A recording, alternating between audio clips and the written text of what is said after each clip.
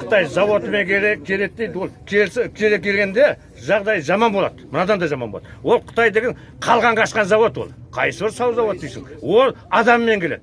Қытайдың, қазақтың жерін басып алу келеді. Бір. Екіншіден, Қытай кірсе шықпайды. Кірсе өлсе де шығарылмайсыңыз мұна. Иә, сен бір адамға күшін келмейді.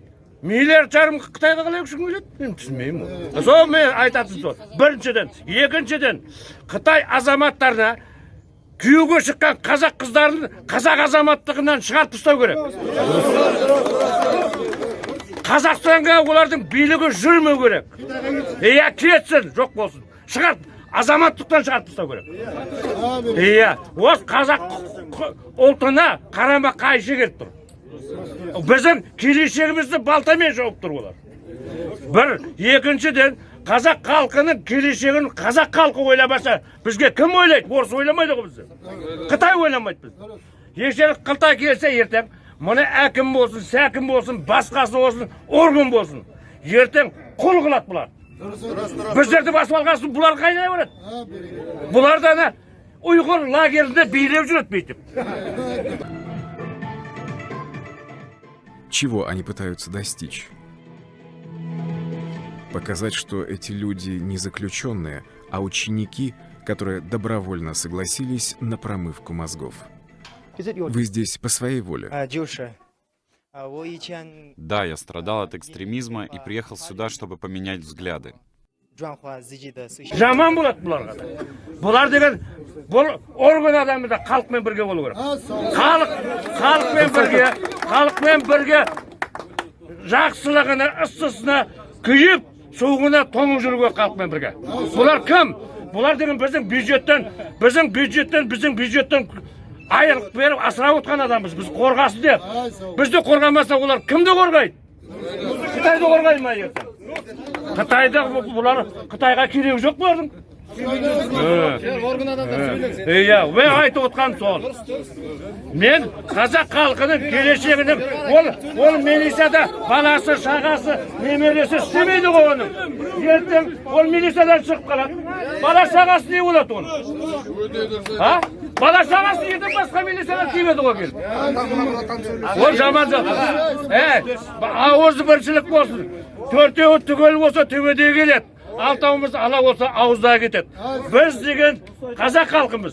Қазақтың келешегін каждый қазақ ойлау керек. Қазақ деген жүрегі бар адамдар ойлау керек. Басқа ұлт бізге ойламайды да. Біздің басқа ұлтқа керегіміз де жоқ.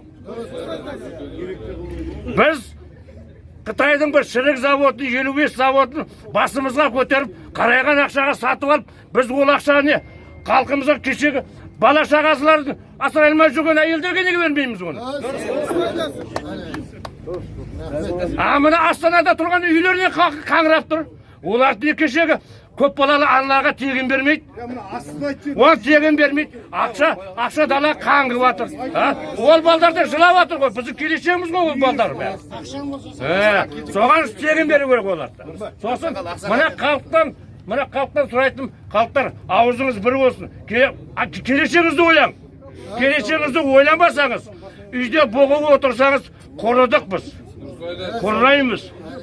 Аяққа, табанға таба боламыз. Әлемге күлкі боламыз. Елге таба боламыз басқа елдерге. Керегіміз біздің жаман қырғыздай болалмай жүрміз. Жаман атпен қуып шығып жүр олар. Аман болайға, халықтарымыз ауызың бір болсын, шақаң мың болсын.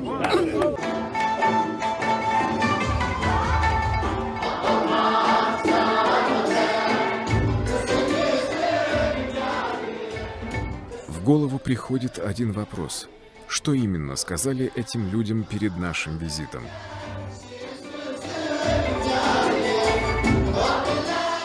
Их не приговаривали за какие-либо преступления и вообще не судили. Но власти Китая считают, что могут определять их вину заранее. По некоторым людям видно, что они готовы к убийству еще до того, как они убивают. Нам что, нужно ждать, пока они совершат преступление, или лучше предотвратить его? Есть много свидетельств, и некоторые сами нам об этом говорили, что людей в этой системе подвергают пыткам. Они находятся в переполненных помещениях, их изолируют от семей. Эти проблемы не так важны. Главное, что мы берем людей, которые находятся на грани совершения преступления, и возвращаем их в нормальное общество. То есть все эти люди — будущие преступники.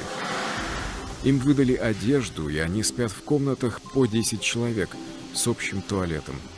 Они даже представления не имеют, сколько месяцев или лет им предстоит здесь провести.